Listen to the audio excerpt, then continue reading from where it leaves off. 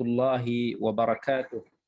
Innal hamdalillah nahmaduhu wa nasta'inuhu wa nastahdihi wa nastaghfiruh. Wa na'udzu billahi min shururi anfusina wa min sayyiati a'malina.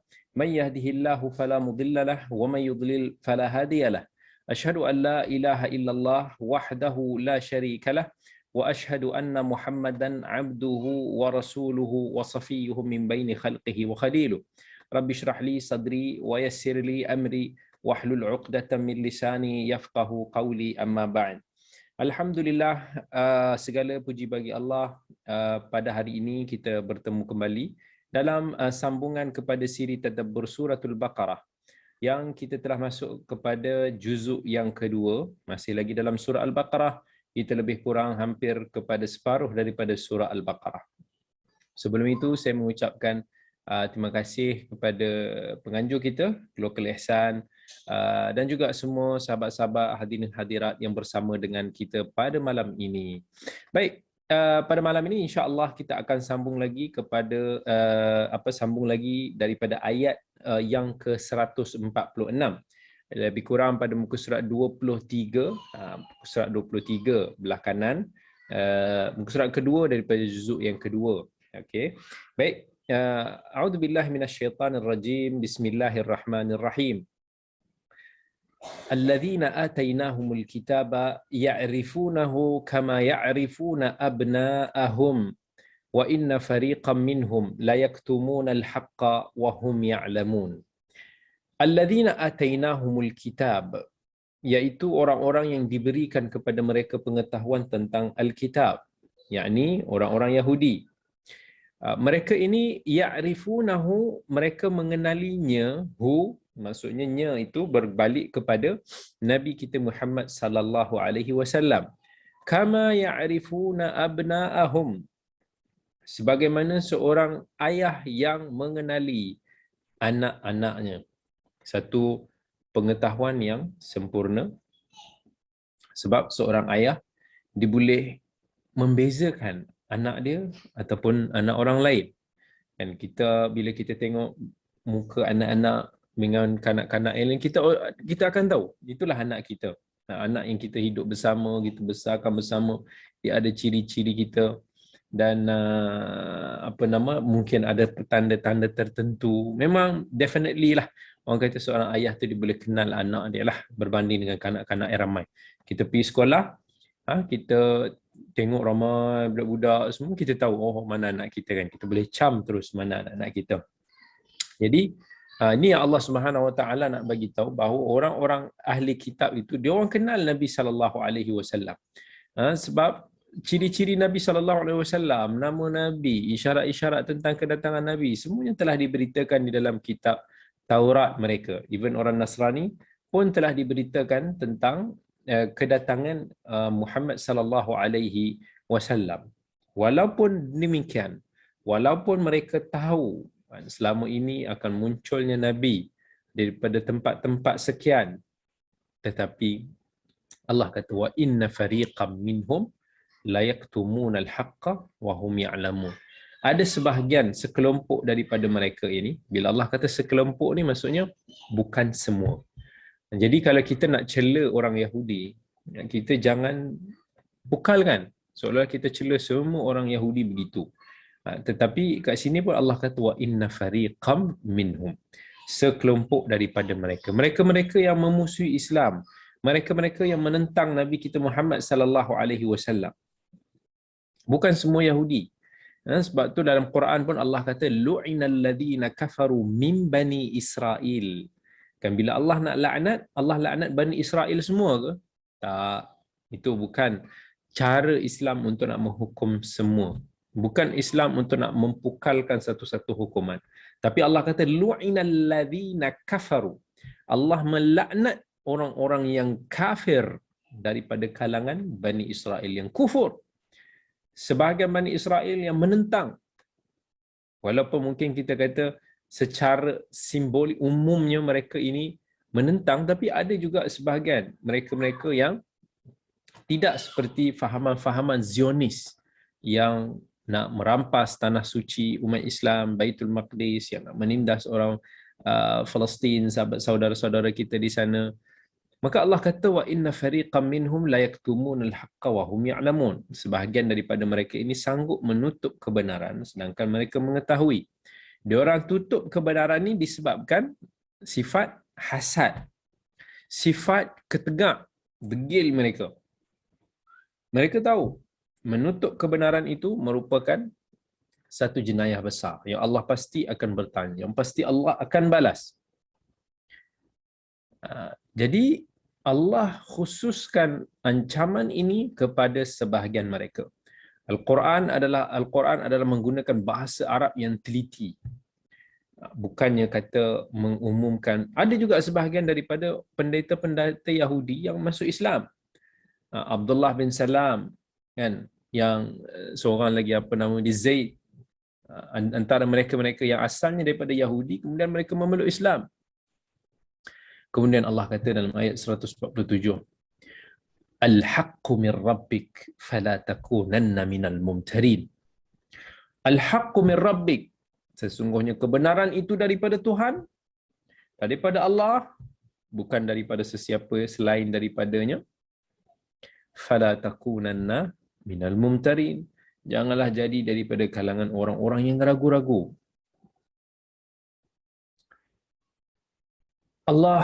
Bila Allah cerita tentang Bani Israel, Allah jadikan dia sebagai satu pengajaran kepada kita semua. Orang yang beriman, orang yang bukan beriman. Even orang yang beriman pun sometimes ada di dalam hati mereka itu syak ataupun perasaan ragu-ragu. Dan apatah lagi bila kita kata tentang sebelum ni kita masuk ayat yang sebelum ni tentang penukaran kiblat daripada Baitul Maqdis ke Baitullahil Haram.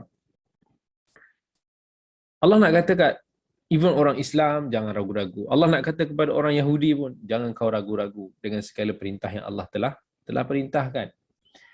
Maka Allah kata walikullin wijhatun huwa muwalliha fastabiqul khairat. Ainama takunu ya'ti bikumullahu jami'a. Innallaha ala kulli syai'in qadir. Walikullin wijhah, kan, setiap daripada agama orang Islam, even Yahudi dan Nasrani, mereka mempunyai tempat untuk mereka berpaling. Dan tempat paling orang-orang Islam ataupun kita sebut sebagai kiblat itu adalah Kaabah. Huwa muwalliha, mereka itu menghadap ke arahnya. Fastabiqul khairat.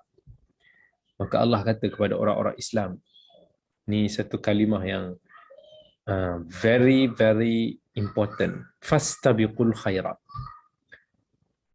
Berebut-rebutlah, berlumba-lumbalah untuk mengerjakan kebaikan. Berlumba-lumbalah untuk nak melakukan ibadah yang boleh mendekatkan diri kita semua kepada Allah Subhanahu Wa Taala. Jangan kita sibukkan diri kita ini dengan perkara-perkara yang boleh melambatkan kita daripada ketaatan. Apa-apa yang berbentuk kebaikan, jangan kita tangguhkan. Jangan kita tangguhkan. Selalu kita tangguhkan urusan akhirat kita. Kita tangguhkan urusan ketuhanan kita yang Allah perintahkan kepada kita ni. Kita selalu tangguhkan dengan urusan dunia. Berapa ramai orang hari ini yang dia sanggup bangun untuk rezeki. Dia sanggup bangun pagi, dia sanggup bangun awal pagi untuk rezeki. Kalau nak pergi kerja, sanggup bangun awal pagi. Ada meeting, sanggup bangun awal pagi. Tetapi nak bangun untuk yang maha memberikan kita rezeki, berat rasa. Nak bangun semata-mata untuk salat subuh, salat fajar, ataupun lebih awal daripada itu salat witir, salat malam, meminta daripada Allah Tuhan yang memberikan kita rezeki, yang itu kita lambat-lambatkan, yang itu kita lengah-lengahkan. Fastabiqul khairat, berlumba-lumbalah untuk buat baik. Bila datang kesedaran kepada kita, seruan contohnya untuk melakukan haji. Ramai orang-orang muda hari ini yang mampu untuk nak menunaikan haji. Tetapi mereka juga melengah-lengahkan, tangguh-tangguhkan. tunggu sampai hari tua. Ada benda-benda baik yang kita nampak di hadapan mata kita tapi kita tak cuba untuk nak rebut. Apa sahaja kebaikan, daripada ibadahnya, daripada sedekahnya, daripada apa yang kita nampak. Contoh, ada sahabat, ada Nabi SAW masa tengah duduk dalam masjid. Masa tu Nabi nampak ada beberapa orang yang datang dalam keadaan yang daif. Kemudian Nabi SAW sedih bila tengok keadaan macam tu, wajah Nabi tak ceria. Nabi tanya kepada sahabat-sahabat, sebab Nabi pun tak ada benda nak bagi. Nabi tanya, ada tak siapa-siapa yang nak bagi? Sedekahkan kepada orang yang datang ni. Masa tu mula-mula tu tak ada siapa bergerak. Sampailah ada seorang sahabat di balik, dia ambil dia punya harta ni, dia letak kat masjid, kemudian ramai orang follow. Itulah yang menyebabkan Nabi SAW bersabda, man sanna fil islami sunnatan hasanah falahu ajruha wa ajru man amila biha. Sesiapa yang menunjukkan jalan kebaikan, dia yang terawal, dan kemudian ada orang lain ikut, orang lain dapat manfaatnya, Nabi kata dia akan dapat pahala semua orang yang kemudian tu, yang buat selepas daripadanya, yang ambil manfaat daripada dia, yang tiru dia, yang ikut dia, semua. Tanpa, Nabi kata, tanpa ada kurang sedikit pun. Besarnya pahala orang-orang yang berlumba-lumba ke arah kebaikan. Kita nak beristighfar, kita nak bertaubat kepada Allah, jangan kita tangguh-tangguh. Sebab kita tak tahu bila nyawa kita akan direntap. Kita tak tahu. Sekarang ni punca kematian ni macam-macam lah. Orang mati bukan hanya kerana tua, tapi aksidennya, penyakitnya, macam-macam. Sebab itu Allah berpesan pada kita dalam surat Ali Imran, wasari'u ila maghfiratin min rabbikum. Bersegeralah kita nak mencapai pengampunan daripada Tuhan kita. Kita terbalik, benda-benda yang tak elok ni, benda tu kita cepat-cepat nak buat, yang tu kita segera nak buat. Tapi benda-benda kebaikan, kita lambat je. Benda-benda yang berkaitan dengan syahwat dunia, benda-benda berkaitan dengan harta ni, laju kita buat. Sedangkan dalam kebaikan yang Allah kata dalam surat Al-Mutaffifin, wa fi dhalik falyatanafasil mutanafisun, ayat 26. Dalam ketaatan itulah, maka Allah kata falyatanafasil mutanafisun, orang-orang yang nak berlumba, berlumba-lumba. Aku bagi dulu, aku bagi dulu, aku bagi lagi banyak. Berlumba-lumba kita nak buat kebaikan. Dan kemudian Allah Subhanahu Wa Taala sebut dalam ayat 149, wa min haitsu kharajta fawalli wajhaka syatral masjidil haram wa innahu lal haqqu min rabbik wa ma Allahu bighafilin amma ta'malun. Wa min haitsu kharajta, dari mana saja kamu keluar ataupun di mana saja kamu berada, kemudian kamu nak melakukan salat, fawalli wajhaka syatral masjidil haram, maka palingkanlah wajahmu ke arah Masjidil Haram. Wa innahu lal haqqu min rabbik, dan ini adalah merupakan hukuman yang hak, yang sabit, perintah daripada Tuhanmu. Satu takalluf, satu orang kata taklif yang Allah Subhanahu Wa Taala bebankan kepada kita. Orang kata syarat kita nak sah solat tu menghadap ke arah kiblat. Wa mallahu bighafilin amma ta'malun. Allah tidak akan leka dengan apa yang kamu lakukan. Maksudnya tuntutan kita ni adalah, ni ayat-ayat yang mewajibkan untuk kita menghadap kiblat masa kita salat. Sebolehnya, selagi mana kita tahu arah tujuan kiblat itu, kita perlu menghadap ke arahnya. arah yang terdekat menghadap ke arah kiblat Baitullahil Haram. Sekiranya kita tidak tahu secara pasti, kita boleh agak-agak. Seperti mana yang dilakukan oleh sahabat-sahabat Nabi SAW. Kita berijtihad. Contohnya di Malaysia, kita tahu arah tanah Arab ataupun arah Kota Mekah tu dia menghala ke arah barat kita ataupun menghala ke arah matahari tenggelam. Jadi kalau kita tak tahu, kita boleh tengok daripada bayang-bayang matahari yang terbenam. So di situlah lebih kurang kita punya kiblat. So menghadap ke arah kiblah di antara jarak itu, hala korang terlari sikit-sikit tak ada masalah.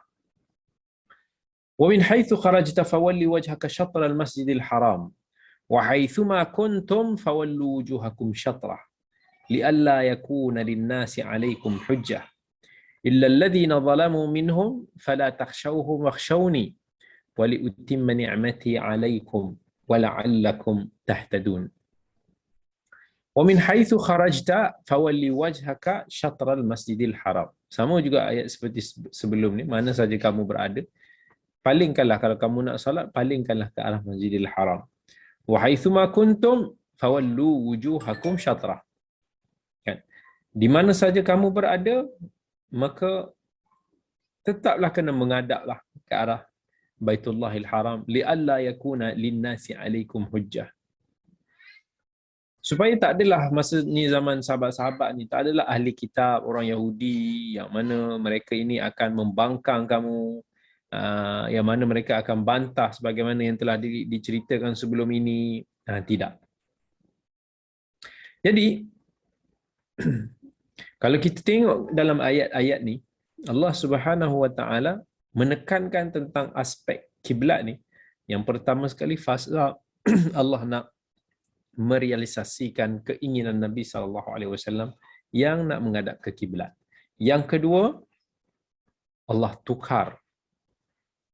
Maksudnya Allah, bila Allah tahu, Allah realisasikan, Allah perintahkan ke arah tersebut, dan kemudian Allah putuskan hujah-hujah orang-orang musyrikin dan orang Yahudi yang cuba nak membantah perkara tersebut.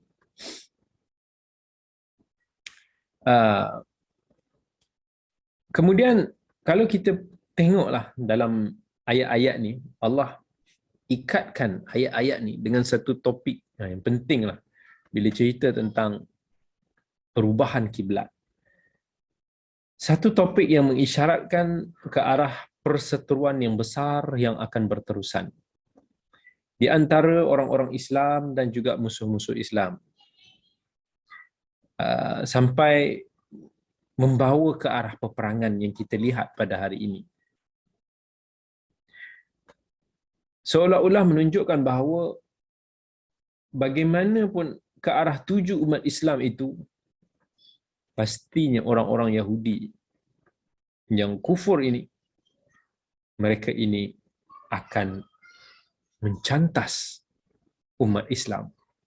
Sama ada daripada sudut agamanya, dari sudut cara hidupnya. Kita lihat hari ini orang Yahudi lah yang mempunyai tangan yang lebih di atas. Walaupun mereka itu kecil negaranya, tetapi mereka ini sangat besar kuasanya sampai membuatkan banyak negara-negara Islam yang tunduk kepada mereka. Negara-negara Islam tidak mampu melakukan apa-apa kepada mereka. Sesiapa yang cuba untuk menggoncang mereka akan dilabel sebagai pengganas. Sesiapa yang cuba hidup dengan cara yang berbeza dengan apa yang mereka gariskan, mereka ini akan dilihat sebagai orang konservatif yang tidak bertamadun. Maka Allah ingatkan kepada orang-orang Islam, fala takhshawhum wakhshawni. Janganlah kamu takut kepada mereka, tetapi hanya takutlah kepada aku sahaja. Bila kita nak buat apa-apa ketaatan, jangan kita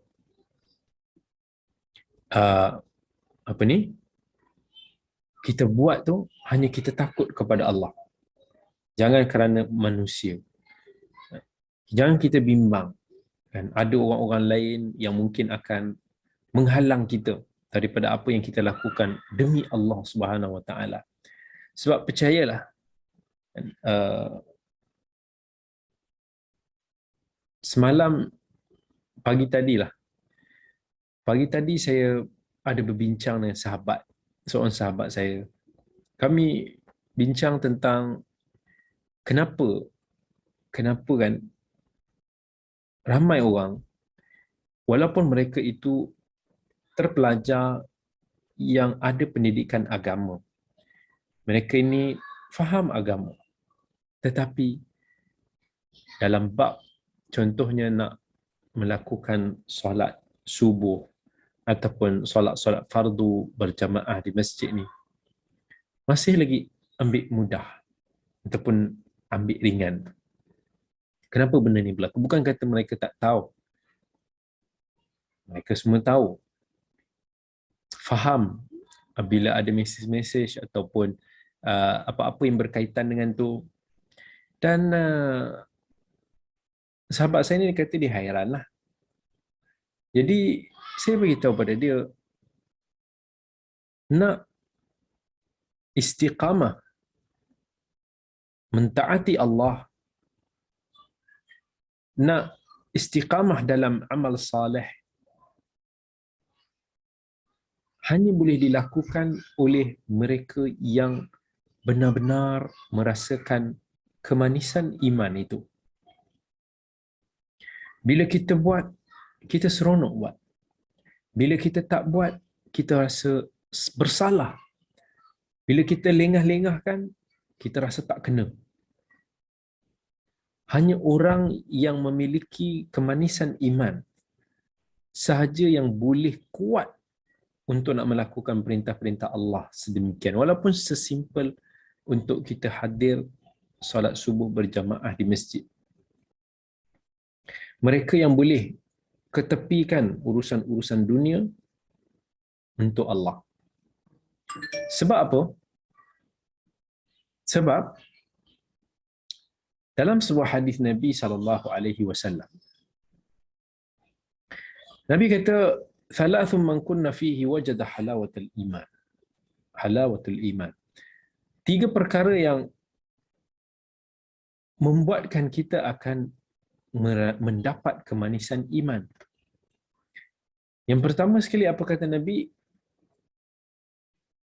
Kita akan dapat rasa kemanisan iman tu bila mana kita memang cintakan Allah dan Rasulnya lebih daripada sesiapa sahaja. Hari ini ramai yang mendakwa mereka ini mencintai Allah dan Rasul. Tapi itu mulut je lah. Dari segi tindakan tak. Kalau kita cinta, kita akan segera penuhi permintaan. Kita akan macam mana susah pun kita akan buat. Cuba tengok macam mana pasangan-pasangan yang sedang bercinta. Masa tengah bercinta, cinta tengah membara, dan apa sahaja yang diminta, kita akan tunaikan. Kalau kata dia teringin nak minum tu, sanggup kita pergi jauh-jauh. Naik motor redah hujan pun. Sanggup kita berenang merentas lautan api. Sanggup kita pijak kaca-kaca yang tajam. Kerana apa? Kerana cinta. Orang kata kita sanggup buat apa sahajalah. Di situ kita boleh lihat daripada tindak tanduk kita, siapa yang sebenarnya yang kita lebih cinta. Kita tengah bekerja. Kerja-kerja yang mungkin kita kata bukan kritikal, yang bukan melibatkan nyawa manusia. Kita ada meeting, kita ada mesyuarat. Yang mana kalau kita berhenti sekejap mesyuarat tu untuk solat pun, tak ada masalah, tak ada menjejaskan apa pun. Tapi kita dahulukan kerja kita itu berbanding menghadap Allah, menyahut seruan daripada Allah. Jadi, siapa yang lebih kita cinta? Allah ataupun dunia? apa sahaja pun. Kita mungkin tengah marah pada orang. Tapi bila kita baca tentang ayat Allah yang memberikan nasihat-nasihat yang tertentu, adakah kita sanggup mendahulukan tuntutan Allah ataupun tidak? Kita sanggup mendahulukan perintah Rasulullah ataupun tidak? Di situ kita akan melihat siapa yang kita cinta dan dahulukan. Until kita memang boleh dahulukan Allah dan Rasulnya dalam segenap urusan kita, dan kita dah boleh merasakan 1/3 daripada kemanisan iman. Yang kedua, apa kata Nabi SAW? Iaitu, bila mana kita cintakan seseorang itu, kita sukakan seseorang itu, kita kasihkan sahabat kita, kita kasihkan dia kerana Allah. Bila kita kasih kerana Allah, kita akan suka untuk dia apa yang kita suka kepada diri kita sendiri. Yang ini pun tak ramai orang mampu nak buat. Kebanyakan orang, dia tak mau sahabat-sahabat dia, orang-orang keliling dia, dapat lebih daripada dia. Ini selalu kita dengar kan? Kita selalu nampak. Bila sahabat kita tu mungkin dapat something lebih, kita rasa tak senang hati. Bila pekerja kita tu nak naik pangkat, kita rasa tak mau, nak susahkan. Bila kita nak memberi sesuatu kepada sahabat kita ataupun kepada sesiapa, kita akan bagi yang CP-CP ataupun sekodarnya. Sedangkan kalau untuk kita, apa yang buatkan kita gembira? Apa yang buatkan kita suka? Kita suka kalau kita dapat ini, dapat itu. So, macam mana kita suka kepada diri kita, kita buat pada orang. Dan percayalah, kita tak akan mampu buat benda ni, melainkan jika perhubungan kita itu di atas dasar ukhuwah fillah. Hanya satu persahabatan yang dibina kerana Allah. Itu sahajalah yang boleh membuatkan kita merealisasikan perkara kedua yang dinyatakan di dalam hadis kemanisan iman ini. Manusia yang kita bertemu dan berpisah kerana Allah. Yang mana walaupun satu dunia cuba untuk nak memisahkan persahabatan mereka. Tetapi kerana persahabatan mereka itu adalah kerana Allah. Yang mana dalam persahabatan itu mereka banyak melakukan dakwah-dakwah. Mereka banyak melakukan perkara-perkara yang Allah sukai. Sudah tentu akan ada kekurangannya, tak? Itu biasa sebagai manusia. Tetapi persahabatan yang terbina sedemikian akan membuatkan kita tahu bahawa hanya Allah sahaja yang boleh memisahkan kita. Walaupun satu dunia cuba untuk nak memberikan mudarat, cuba untuk nak memisahkan. Dan jika kita merasakan sebegitu kepada saudara-saudara kita, kita mahu mereka mendapat kelebihan-kelebihan seperti mana yang kita dapat. Bahkan kita gembira jika mereka boleh mendapat lebih daripada kita. Kita nak gaji banyak. Kita nak allowance banyak. Tapi kita tak mahu orang lain dapat. Dulu pun contohnya kan contoh di universiti dululah, ada jugalah. Bila bos dia nak nilai kenaikan pangkat daripada staf dia, dia susahkan. Dia akan cakap, takkanlah sesenang ni, dulu kita susah-susah. Dia nak susahkan. Supaya apa? Mungkin kurang orang yang boleh sepangkat dengan dia. Dia rasa tak senang. Padahal kita sebagai orang mukmin, kita seharusnya memudahkan Kita jangan bimbang. So kita tak akan mati, kata Nabi SAW, sehingga Allah sempurnakan rezeki kita. Bahagian mana rezeki kita mana yang telah ditulis, yang tertulis di Lauh Mahfuz, itulah yang kita akan dapat.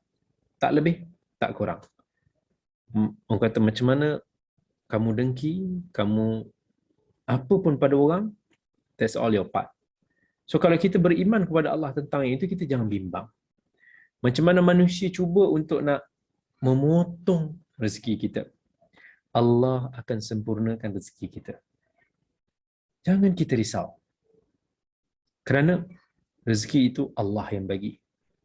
Dan bila Allah nak bagi, percayalah, dia boleh datang daripada mana sahaja yang tidak kita sangka-sangka. Yang ketiga, kemanisan iman. Yang kita boleh rasa kemanisan iman adalah, kata Nabi SAW, seseorang itu takut untuk kembali kepada kekufuran sebagaimana dia takut untuk dicampak dalam api. Macam mana kita takutlah nak mati kan? Macam tu juga kita kena takut daripada kita buat maksiat. Tanya balik diri kita, ada tak daripada kita yang mana bila kita buat satu maksiat tu kita tiba-tiba rasa bimbang, kemudian kita takut nak ulang balik. Kita cek, semak hati-hati supaya kita tak terjerumus dalam perkara-perkara yang syubhah, dalam perkara-perkara yang haram. Ataupun bila mana kita buat satu-satu dosa tu dengan penuh senyuman, tanpa rasa bersalah. Selagi mana kita tidak mampu untuk merealisasikan ketiga-tiga perkara itu dalam diri kita, maka selagi itulah kita tidak akan merasakan kemanisan iman. Kemanisan iman ni, kata kelazatan lah. Satu perkara yang kita tak boleh nak bagi orang lain merasainya hanya dengan sekadar pemberitahuan. Kita nak bagi tahu kat kawan kita, makanan ni sedap. Makanan ni sedap, kita cerita sebab apa dia sedap, dia campur ni bahan ni. Tapi kalau orang tu, dia tak ada pengetahuan tentang pemakanan, selagi dia tak rasa makanan tu, selagi itulah macam mana orang cakap sedap pun, dia tak sama feel dia. Dia mungkin hanya sekadar pemakluman, yes, dia tahu. Tapi kelazatan tu dia tak dapat nak betul-betul rasa. Dan kalau dia dah rasa, dia rasa sedap, feel dia berbeza. Masa tu dia akan nak lagi, nak lagi, nak lagi, nak lagi. Sebab itulah ilmu sahaja tidak memadai. Ilmu sahaja tidak cukup untuk menjadikan seseorang itu sebagai hamba Allah yang bertakwa. Tetapi di samping ilmu, selain daripada kita upgrade ilmu pengetahuan kita, kita kena upgrade iman kita. Ilmu ni ramai orang belajar. Tapi kita nak ilmu yang boleh berikan manfaat kepada diri kita, yang boleh berikan manfaat kepada iman kita, yang ini mungkin tidak ramai orang. Ilmu yang boleh membuatkan kita takut kepada Allah.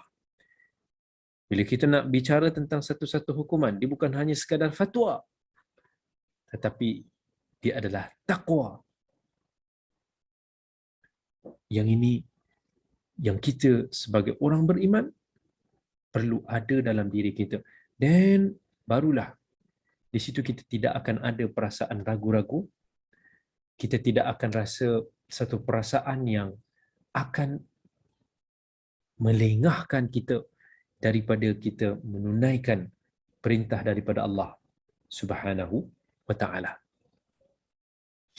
Kemudian ayat yang 151. Allah Subhanahu wa ta'ala kata, "Kama arsalna fikum rasulan minkum yatlu 'alaikum ayatina wa yuzakkikum wa yu'allimukumul kitaba wal hikmah wa yu'allimukum ma lam takunu ta'lamun." Kama arsalna fikum rasulan minkum. Sebagaimana Allah sempurnakan nikmat kamu dengan mengutuskan kepada kamu seorang rasul daripada kalangan kamu sendiri, yatlu alaikum ayatina wa yuzakkikum wa yuallimukumul kitaba wal hikmah. Seperti mana seruan-seruan daripada Nabi Ibrahim, Nabi Ismail yang telah kita bincangkan dalam ayat yang lepas, yang muka surat wa idh yarfa'u Ibrahimul qawaid, ayat 129. Apa Allah kata? Perkataan daripada Nabi Ibrahim, doa daripada Nabi Ibrahim, Rabbana wab'ath fihim rasulan minhum yatlu alaihim ayatik wa yu'allimuhumul kitaba wal hikmah wa yuzakkihim innaka antal azizul hakim. Wahai Tuhan kami, utuskanlah di kalangan mereka orang-orang Makkah ini rasul yang boleh membacakan ayat-ayatmu, yang boleh mengajarkan kepada mereka kitab-kitabmu dan hikmah risalahmu, sunnahnya. Wa yuzakkihim, yang boleh menyucikan mereka, membersihkan mereka daripada kesyirikan. Ayat ini Allah seolah-olah menjawab ataupun kesinambungan kepada doa Nabi Ibrahim. Allah kata Allah dah utuskan kepada orang Makkah itu sendiri, daripada kalangan mereka itu sendiri, seorang rasul yang membacakan kepada mereka ayat-ayat kami, yang membersihkan mereka daripada kesyirikan, wa yu'allimukumul kitaba wal hikmah, dan mengajarkan Alkitab dan Al-Hikmah. Yang mana Al-Hikmah ni dikatakan oleh para ulama sebagai sunnah. Yang mana sunnah ini juga adalah sebahagian daripada risalah ataupun wahyu daripada Allah Subhanahu wa taala. Wa yu'allimukum ma lam takunu ta'lamun. Yang mana rasul ini, yakni Nabi Muhammad sallallahu alaihi wasallam, mengajar kepada kamu banyak pengetahuan-pengetahuan yang kamu tidak pernah tahu sebelumnya, yang telah membawa kepada kamu Islam. Islam itu sebagai cahaya yang menerangi kegelapan kamu, membawa kamu daripada kegelapan ke arah cahaya hidayah, daripada kejahilan ke arah cahaya ilmu, ke arah ketamadunan, daripada ilmu-ilmu yang Nabi SAW sampaikan itulah maka terhasilnya ketamadunan Islam yang begitu gemilang. Daripada itulah akhirnya para ulama beristimbat, membangunkan ilmu-ilmu tersebut, mempraktiskan, merealisasikan dalam kehidupan, sehingga disebut pada tahun ataupun kurun ketiga hijrah itu sebagai kurun keemasan Islam.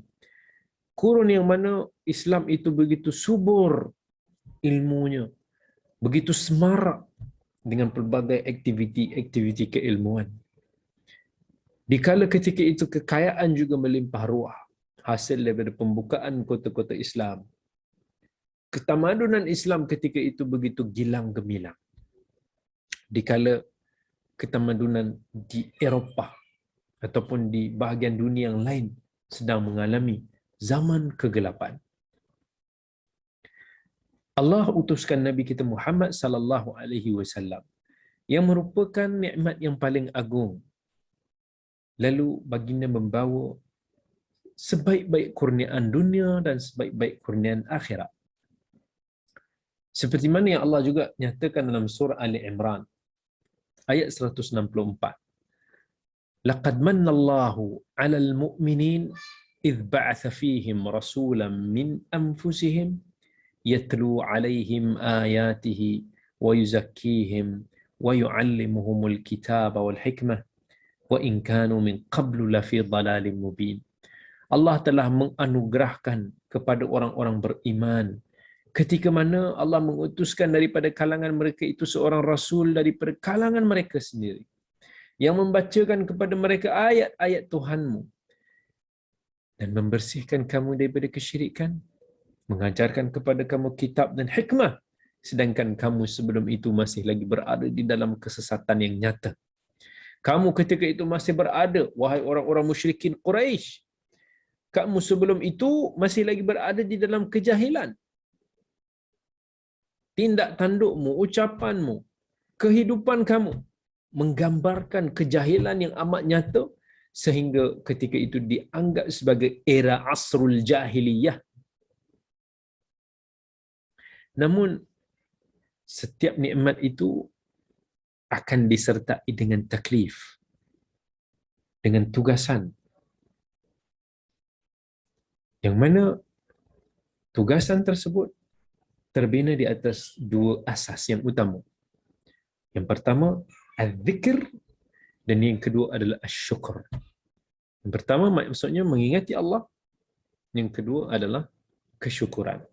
Semua tugasan-tugasan yang kita buat adalah untuk apa? Ingat Allah dan untuk bersyukur kepada Allah Subhanahu Wa Taala. Sebab itu dalam ayat yang seterusnya apa Allah kata?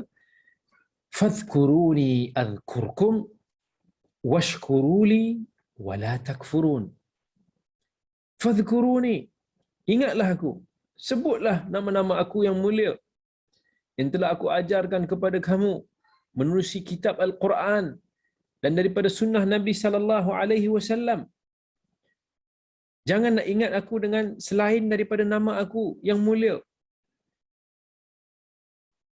Jangan nak panggil aku, nak zikir kepada aku dengan nama-nama macam hu hu hu hu hu hu hu, ataupun zikir-zikir yang mana tidak sabit, yang Allah tidak ajarkan, Rasulnya tidak ajarkan dalam Al-Quran dan As-Sunnah.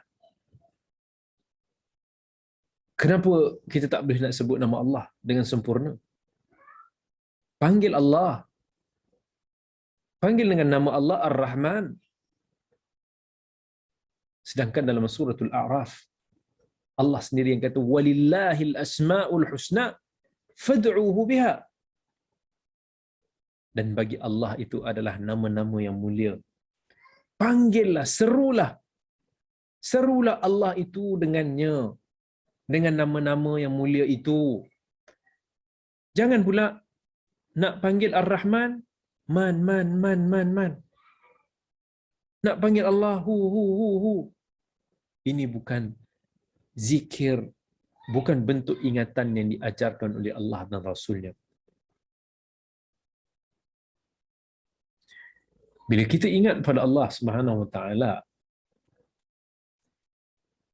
kita akan mudah untuk nak menyerah diri kita kepada Allah. Kerana hati kita akan mula bimbang, hati kita akan mula berjaga-jaga daripada terjerumus dalam lembah maksiat, dan hati kita akan semakin bertambah keimanan. Sebab itu dalam suratul Anfal Allah kata, alladzina idza dzukirallahu wajilat qulubuhum wa idza tuliyat alaihim ayatuhu zadatuhum imanan wa ala rabbihim yatawakkalun. Orang-orang yang apabila dibacakan peringatan daripada Allah, bila mana mengingati Allah, wajilat qulubuhum, hati mereka ini subhanallah wajilat, akan merasa something, ada rasa gemetar, ada rasa bergetar, ada rasa, bukan kata bila disebut dibaca tentang ayat Allah, bila diberikan peringatan, hati itu macam biasa je, macam tak ada apa-apa. Wa idza tuliyat alaihim ayatuh, dan bila dibacakan ayat-ayat Tuhan, iman, sepatutnya orang beriman itu begitu, iman mereka bertambah dan mereka ini semakin bertawakal kepada Allah. Sebab bila keimanan kita kepada Allah itu semakin bertambah, then automatically kita punya tawakal juga akan bertambah.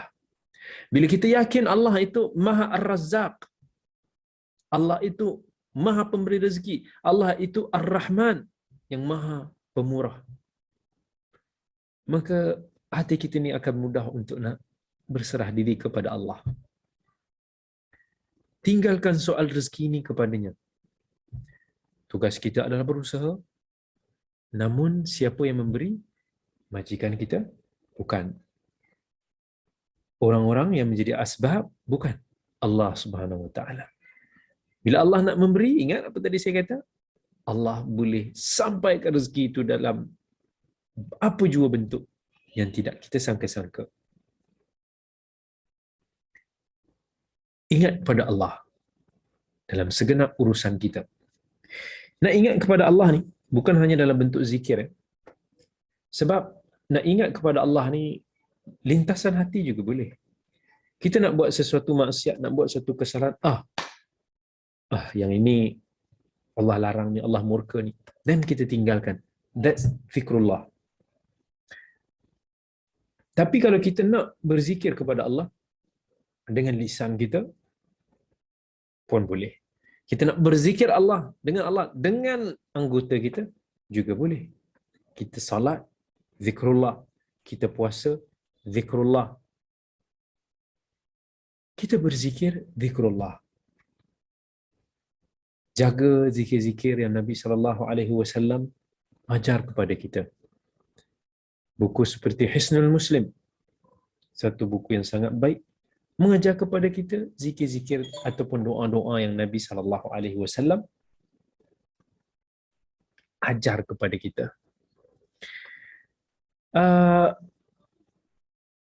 Macam hari ini kita tengok ramai orang yang cuba untuk nak berzikir dengan zikir-zikir yang Nabi SAW tak ajar. Ini satu perkara yang sangat-sangat kita hairankan.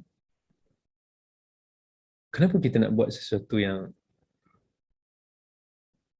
Tuhan yang kita dakwa, kita nak ingat kepadanya, kita tak buat apa yang dia pinta. Kita tak buat apa yang dia ajarkan kepada kita. Sebaliknya, kita buat zikir-zikir yang direka-reka oleh tok-tok guru kita. Kita utamakan yang itu berbanding zikir-zikir Nabi kita Muhammad sallallahu alaihi wasallam. Wujudnya zikir-zikir yang dilakukan dalam setengah daripada tarikat-tarikat yang luar biasa. Zikir-zikir seperti tari menari yang kalau kita tengok pun kita tahu ini bukan Islam. Tapi setengah mereka memperjuangkan zikir-zikir sebegini. Kalau kita berpegang dengan zikir yang Nabi SAW ajar, itu dah cukup bermanfaat, cukup dengan fadilat-fadilat yang telah Nabi SAW sabdakan. Siapa yang boleh bagi tahu kita fadilat, kelebihan? Nabi SAW. Nobody can. Sebab kelebihan-kelebihan tertentu, fadilat-fadilat daripada zikir-zikir kita datang daripada wahyu. Wahyu ni satu perkara yang ghaibi, yang hanya Allah sahaja yang tahu. Dan Allah menurunkan wahyunya kepada Nabi Muhammad, memberitahu kepada baginda. Bila kita nak ingat kepada Allah, jaga. Lepas salat, kita jaga zikir-zikir selepas salat. Jangan pula lepas solat kita tak zikir.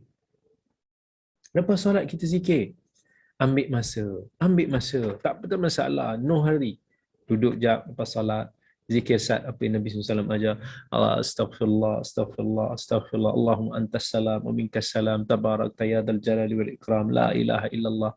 Wahdahu la syarika lah. Lahul mulk wa lahul hamd. Wa huwa ala kulli syai'in qadir. La ilaha illallah. Wa la na'budu illa iyyah. Lahul fadl wa lahul ni'mah wa lahul thana'ul hasan. La ilaha illallah mukhlishina lahud din walau karihal kafirun. Allahumma la mani'a lima a'tait wa la mu'tiya lima mana'at wa la yanfa'u dzal jaddi minkal jadd.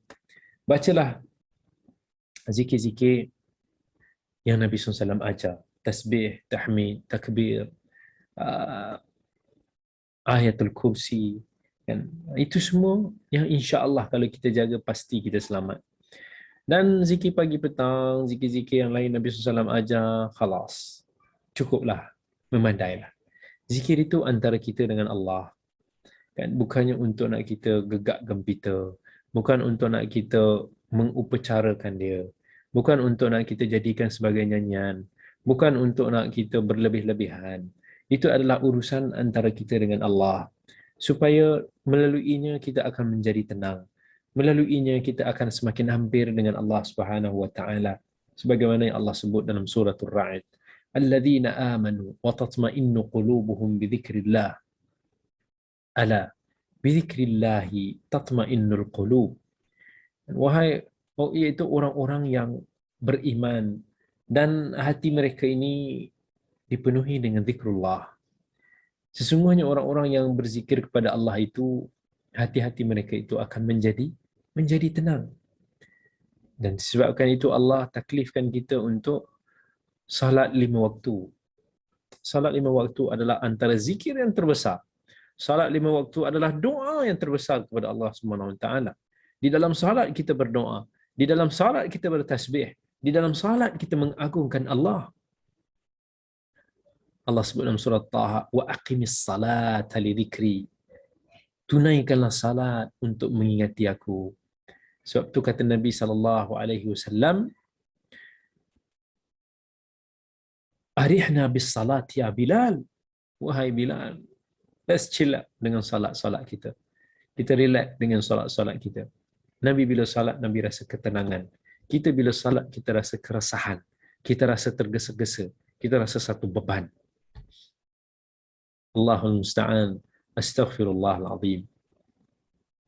Fadhkuruni. Ingatlah aku, kata Allah, adhkurkum.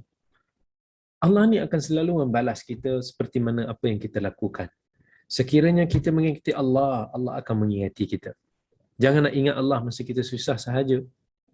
Ingatlah Allah ketika kita senang dan ketika kita susah. Nescaya Allah akan ingat pada kita ketika mana kita senang dan ketika mana kita susah. Hal jazaa'ul ihsani illa al-ihsan. Kata Allah dalam surah Ar-Rahman, bukankah ganjaran bagi kebaikan itu juga adalah kebaikan? Dan ingat dalam satu hadis qudsi, Allah SWT kata, ana inda dhanni 'abdi bi.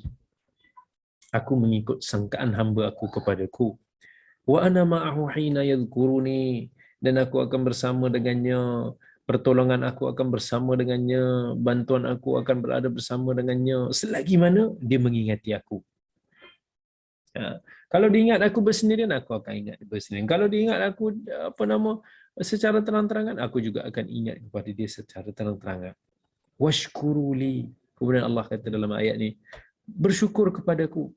Bersyukur kepadaku atas apa yang telah aku kurniakan nikmat kepada kamu yang tidak terhitung, wahai hamba-hamba aku. Wa in ta'uddu ni'matallahi la tuhsuha.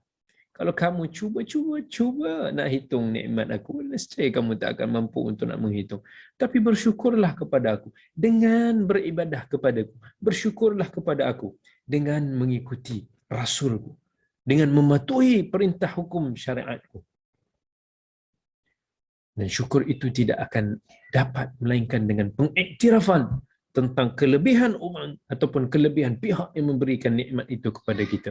Dan menghargainya melalui ucapan, melalui tindakan kita. Wala takfurun. Allah kata, janganlah kamu mengkufuri nikmatku. Lawan kepada syukur, kufur. Kita ingkar dengan kurniaan nikmat yang telah Allah berikan kepada aku. Jangan jadi seperti Bani Israel yang Allah kata, ya Bani Israel, udhkuru ni'mati allati an'amtu alaikum wa awfu bi'ahdi ufi bi'ahdikum wa iya faryahi Bani Israel. Ingatlah nikmat aku yang telah aku berikan pelbagai kepada kamu. Tapi orang yang beriman, jadilah orang-orang yang bersyukur kepada aku. Setiap nikmat yang Allah berikan kepada aku, it's not belong to you. It's not yours. It's only borrowed to you. Bersyukurlah dengan kadar itu. Dan macam mana hebat nikmat yang kamu ada di dunia ini. You are millionaire, you are billionaire, you are normal netizen, you are prime minister, you are king. Itu semua nothing. Kan? Bila kita dah sampai masa kita, you will die. And you will be treated the same seperti mana manusia-manusia yang lain. You will leave your kingdom, you will leave your wealth. Nothing you will bring to your grave. Berapa lama je? Berapa ramai raja-raja, penguasa-penguasa, orang-orang kaya yang telah kita saksikan mereka ini sekarang ni sudah berada di dalam sana. Satu hari nanti kita semua akan menyusul. Kita tak tahu. Dan bila kita fikir balik, oh berapa lamanya kita kaya ni? 20 tahun kot. Sekejap je. Tambah lagi 20 tahun akan datang. Maybe kita tak sampai 20 tahun akan datang. Sebab tu, Allah pesan dalam ayat berikutnya 153. Ya ayyuhalladzina amanu sta'inu bis sabri was salah. Innallaha ma'as sabirin. Wahai orang yang beriman, ista'inu bis sabri was salah. Carilah bantuan daripada Allah dengan sabar. Sabar nak buat taat, nak buat baik pada Allah, nak laksanakan ketaatan kepada Allah ni bukan senang. Nak istiqamah bukan senang. Kena sabar banyak-banyak, kena tahan hawa nafsu kita. Kena tahan diri kita. Kena lawan sabar dan salat. Salat ni sahabat-sahabat semua, tengok Allah ingatkan kembali di satu senaman ruhiyah, satu senaman fizikal, ujian yang Allah nak berikan dalam bentuk ruh spiritual, dalam bentuk fizikal. Sebab kita semua tahu salat ni semua adalah apa dia? Salat ni adalah perintah paling besar. Bila ditanya kepada Nabi SAW, ayul amali afdal. Kan? Ibn Mas'ud tanya kepada Nabi dalam hadis riwayat Muslim, amal apa yang paling besar? Apa kata Nabi SAW?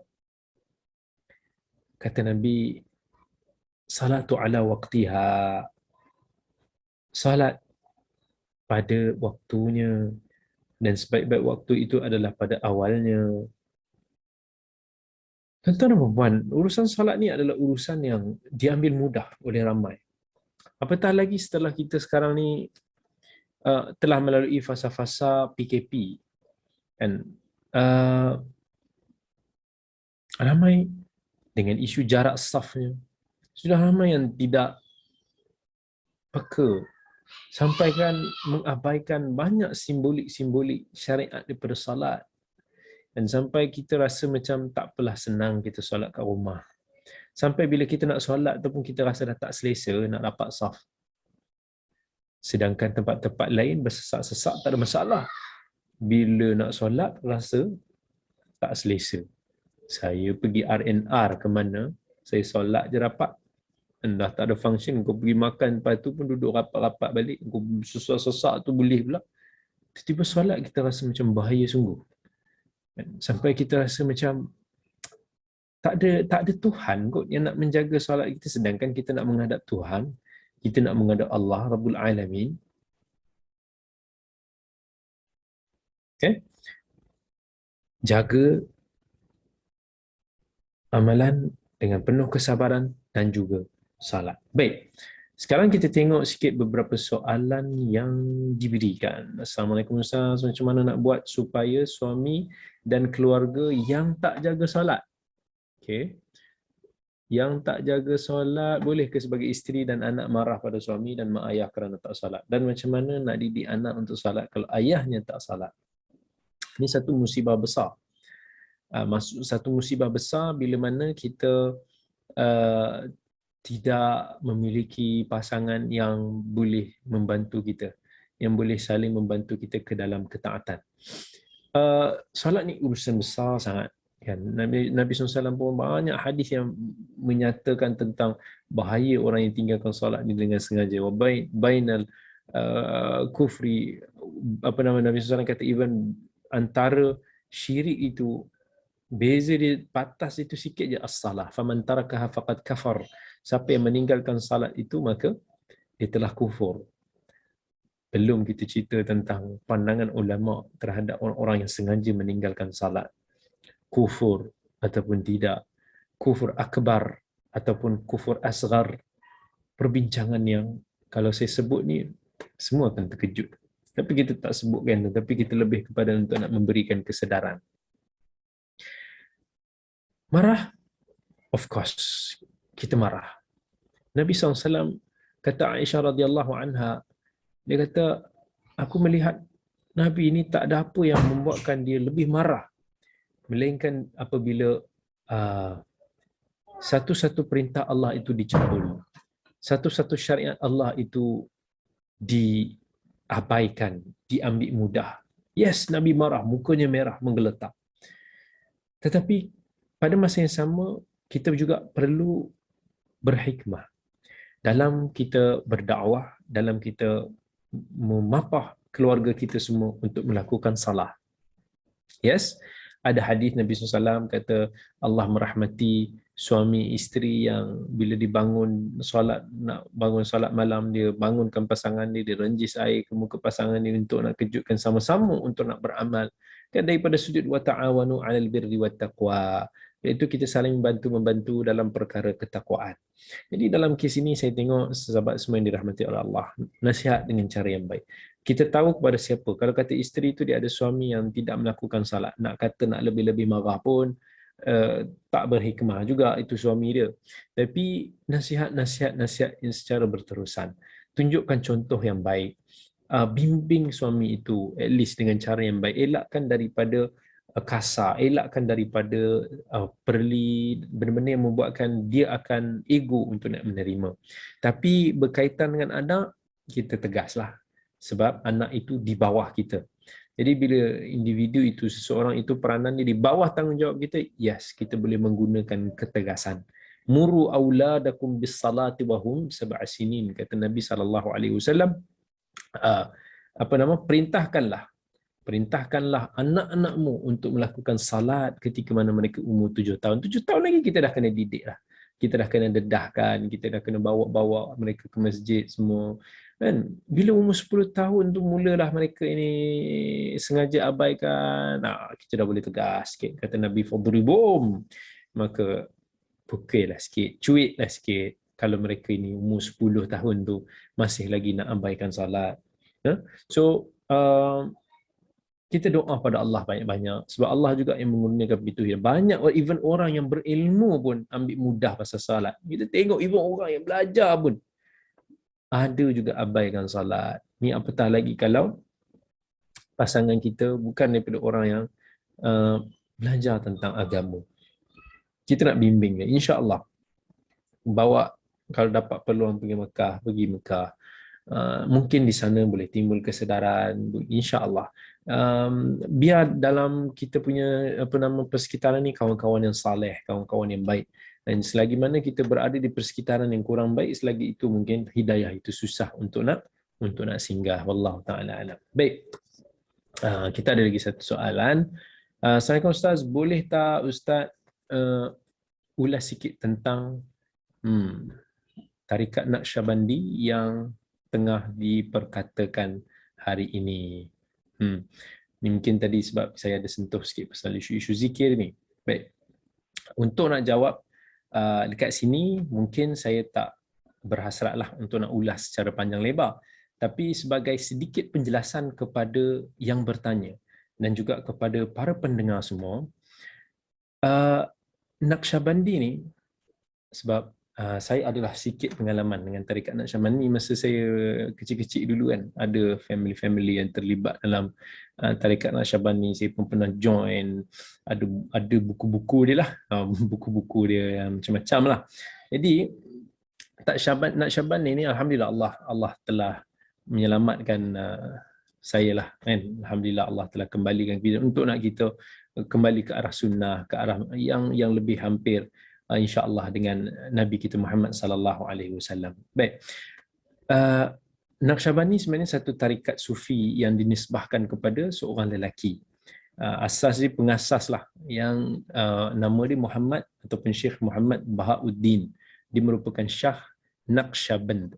Dia lebih kurang lahir pada tahun 700 lebih lah, 717 macam tu, dan wafat hampir tahun 800, sekitar 791 Hijrah. Jadi Naqsyaband ni dia satu istilah Parsi yang asal daripada dua perkataan. Salah satunya Arab iaitu Naqsh. Naqsh ni maksud dia ukiran, dan yang perkataan kedua band. Band ni berasal daripada kalimah Parsi. So digabungkan jadi Naqsyaband. Kononnya mereka ni nak usaha untuk nak ukir kecintaan kepada Allah dalam hati-hati mereka lah, dengan zikir-zikir yang berterusan, ada proses-proses macam suluk, amalan-amalan tertentu. Walaupun sebenarnya jenama Naqsyabandi ni mungkin taklah begitu sinonim dengan pengasasnya Syekh Bahauddin ni masa dia hidup dulu, dan masa tu pun tarekat dia taklah begitu dikenali dengan nama ni. Tapi itulah kebiasaannya, tarikat-tarikat macam ni tak stabil lah, ubah-ubah prinsip dia, kaedah-kaedah dia ikutlah ketua mereka. Tapi ada juga yang duk kata kononnya Rasulullah letak tangannya masa bertemu, kononnya Syekh Bahauddin ni bertemu dengan Nabi SAW, kononnya Rasulullah ni letak tangan dia atas tangan Syekh Bahauddin sampai menusuk terukir dalam hati dia. Itu antara cerita-cerita kenapa dikenali tarekat dia sebagai tarekat Naqsyaband. Dan usul tarekat ni sebenarnya yang Naqsyabandi ni pun kalau kita tengok bercampur bau jugalah dengan elemen-elemen Parsi. Dan orang-orang yang terpengaruh dengan kefalsafahan daripada Bukhara ataupun Tashkent, dia mix-mixkan elemen Parsi ini dengan elemen-elemen Islamik. Sebab tu kalau kita tengoklah even buku-buku Naqsyaband, kita tengok ajaran-ajaran Naqsyaband sendiri pun sekali, kita akan jumpa macam-macam istilah-istilah Parsi yang digunakan dalam elemen-elemen tarikat ni. Contoh, dia ada satu yang dinamakan sebagai hush dadam, yang maksudnya dia menjaga kita daripada ghaflah. Ghaflah ni kelalaian. Contohnya dia ada lagi nazar berqadam. Maksudnya bila kita berjalan, ni proses latihan dia lah. Kita berjalan melihat kaki ketika kita, maksudnya kita tengok kaki kita masa kita berjalan.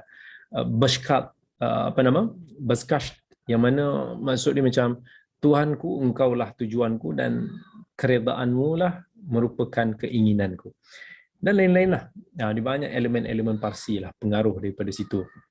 Dan kalau kita tengok kepada usul ataupun prinsip tarikat Naqsyaband ni, sebenarnya pun banyak yang kita kata sefashion ataupun seakan sama dengan beberapa tarikat yang lain. Campur adalah macam-macam bid'ahnya, campur syiriknya, elemen-elemen wahdatul wujudnya.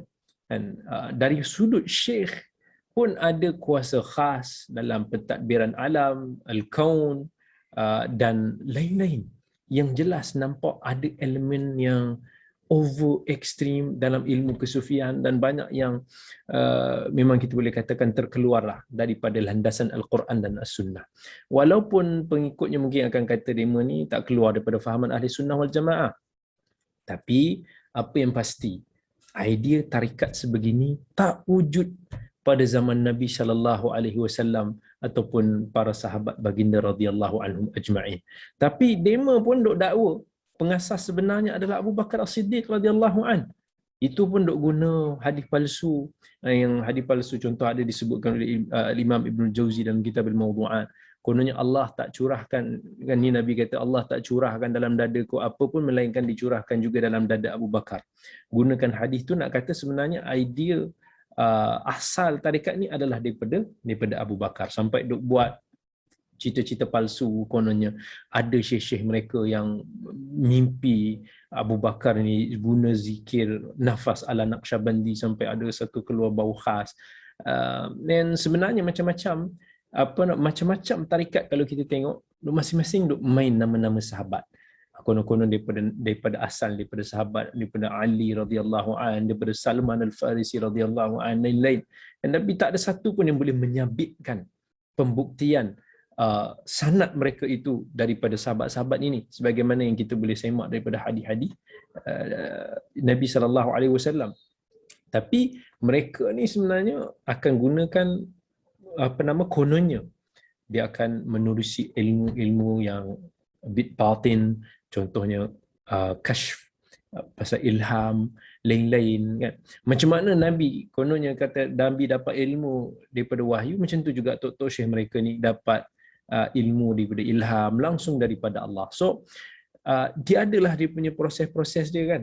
So antaranya ada juga proses yang dinamakan sebagai as-siddiqiyah, yang kononnya daripada jalan Abu Bakar turun sampai ke Syekh mereka Taifur Al-Bistami, kemudian fasa Taifuriyah turun ke Khawajah dan turun kepada Bahauddin Naqsyaband, kemudian sampai kepada Ubaidullah Ahrar, sampailah kepada Khalid Naqsyaband yang fasa itu masuk dikenali sebagai Khalidiyah and so on, gitulah. And Naqsyabandiyah ni pun dia cantas juga tarikat-tarikat yang lain. Dan Syekh Bahauddin sendiri pun dinukil pernah kata, siapa yang berpaling daripada tarikat kita, agama dia dalam bahaya. Dan, permulaan tarikat Naqsyaband kata dia merupakan pengakhiran kepada tarikat-tarikat yang lain. Macam-macam lah kalau kata kita nak cerita tentang tarikat ni, tapi antara akidah pelik-pelik mereka ni, kononnya Kaabah, dan Hajar Aswad, ada tawaf, nak ambil berkat dan berguru lagi dengan wali-wali mereka macam Ibn Arabi. Dan boleh tengok contohnya dalam kitab misalnya Jami' Karamatil Awliya tulisan Yusuf An-Nabhani. Belum lagi bab guru murid yang mereka memang nak bina satu ketaksuban yang tinggi. Maka timbullah kata-kata macam siapa yang tak ada guru, maka guru dia adalah syaitan. Maka bila mana gurunya syaitan, apa lagi? Dia boleh jadi kufur lah. Sampailah dia berguru dengan guru yang ada akhlaqur rahman. Ini kata mereka. Jadi akidah-akidah seperti inilah yang menjadi batu asas macam agama-agama Kristian yang mula terjebak dalam lembah kesyirikan dalam isu Nabi Isa alaihi salam, kan? Nak sampai dia kata nak sampai kepada Allah mesti melalui wasilah syekh yang bercampur-campur dengan elemen orang panggil jazbah ilahiyah, satu tarikan ilahi. Belum lagi bab pengagungan kubur yang jelas-jelas bertentangan dengan syarak, bab-bab khurafat, wali-wali demo yang macam-macam lah. Dan boleh baca banyaklah kajian yang dah tulis. Okey, isu tarikat Naqsyabandiyah Aliyah yang sedang hangat dikata, sebab sebenarnya ada macam-macam versi lah. Cabang ajaran Naqsyabandi pun ada macam-macam. Dan ada macam di Selangor pun ada fatwakan Naqsyabandi Khalidiyah yang telah difatwakan sesat. Ada yang Naqsyabandiyah Qadiriyah, macam-macam lagi lah. But tarikat Naqsyabandiyah Aliyah ni daripada pimpinan Syekh Nazim Al-Haqqani. Ini sebenarnya dah dibincangkan oleh Muzakarah Fatwa Kebangsaan pada tahun 2000 lagi, dan dah putuskan tarikat ni menyeleweng daripada ajaran Islam dan bertentangan dengan akidah Ahli Sunnah wal Jamaah, tak boleh diamalkan. Even fatwa wilayah persekutuan pun dah digazetkan, dah diwartakan pada tahun 2002. Nak kata silap apa, nak proses nak warta satu-satu fatwa ni ada pendetilan dia, ada proses dia. Kan kita dalam AJK contohnya fatwa wilayah yang ada juga sebab terlibat dalam sebahagian proses fatwa yang diwartakan, it's not easy, tersilap begitu, bahkan telah diambil kira macam-macam sudut, kan? Tapi tak tahulah tak mana pula tiba-tiba ada yang nak kata boleh pula amalkan yang tak bercanggah dengan fahaman ahli sunnah, tanpa pula nak jelaskan secara teliti kan apa benda fahaman ahli sunnah yang tak bercanggah tu. Kita memang tahulah ada usaha-usaha lah nak cuba nak dengan push daripada beberapa pihak yang cuba nak halalkan balik tarikat ni, tapi mengejutkanlah kenyataan yang tiba-tiba berbangkit hari ni ataupun semalam yang jelas boleh kelirukan lagi masyarakat, kan? Apatah lagi selepas tarikat ini yang telah difatwakan sesat. Apa pun senang je kalau kita nak tengok ciri-ciri tarikat yang menyimpang ni. Mesti ada cerita-cerita pelik, khurafat, tahyul yang berkaitan dengan tok-tok syekh, wali-wali mereka, dan prinsip ajaran mereka sendiri banyak duk guna hadis-hadis rekaan, hadis-hadis palsu, atau guna sandaran-sandaran yang tak boleh disemak. Mimpi, sesiapa boleh kata mimpi, ataupun nak kata ilham, tak ada siapa boleh nak cek. Itu sebab tu dia kata nak bina untuk orang terima mimpi dan ilham daripada tok syekh tu mesti kena bina ketaksuban. Sebab itulah dalam kita tarikat-tarikat ni kita akan tengok mereka ni akan biasanya guna cerita-cerita magic ataupun mereka kata karamat atau guna reason adab untuk nak membina ketaksuban tahap buta terhadap guru mereka, dan supaya jangan ada siapa-siapa yang boleh pertikai. Kemudian kita tengok bab-bab amalan ataupun zikir ni tak pakai pun apa yang Nabi SAW dan para sahabat amal ataupun ajar, tapi apa yang direka-reka sendiri, kononnya daripada mimpi ataupun kononnya ambil direct daripada Nabi SAW dan so on. Wallahu ta'ala alam. Saya rasa sekadar ini sahaja dulu perkongsian kita pada malam ini. InsyaAllah moga-moga memberikan manfaat kepada kita semua. Aku qauli hadza wa astaghfirullahal azim li wa lakum. Wassalamualaikum warahmatullahi wabarakatuh. Sampai kita bertemu lagi.